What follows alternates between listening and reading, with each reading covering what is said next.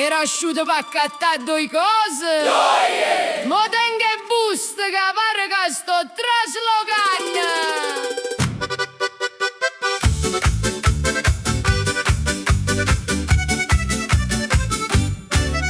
So chiudo al mercato mattina con una lista piccirella assai, pane, latte e un poche frutte, e tornavo subito, dicevo mai. Ma un fruttaiolo m'ha vista arrivare, m'ha fatto guaglio, sienta a me, che ste mele son così belle, che quasi quasi te parlano te. Poi passa signore revonga la riscia assaggia, non te fa male. E i che teneva sulle non è un raggio fatto un mutuo sentimentale. So io te per due cose e so tornato col camione. Mamma mi guarda e dice: ma chi sta in mercato invasione?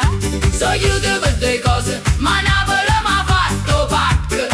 Se io pesci vendolo mi chiama, io rispondo: sto arrivando frate. Oi oi oi oi oi oi. A lista stava in da sacca, ma ormai non serveva più, perché ogni bancarella diceva: vieni qua, che stai per tu. Aggia pigliate mulignane, pu parole, un melone, poi un chile friarielle, che teneva una benedizione. O problema non è accattà, O problema è portare tutte scale senza perdere la dignità. So aiuto per due cose e so tornato col camione. Mamma mi guarda e dice: ma chi sta in mercato invasione? so aiuto per due cose, ma Napoli m'ha fatto pack. Se io salumiere mi fa l'occhio, io già taglio prosciutto a pacca. E quando arrivo rindo palazzo, o vicino mi fa: che tieni? Io rispondo: non lo saccio.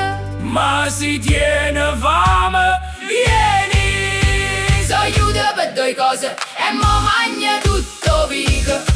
Se a spese è diventata festa, allora non mangio pentito.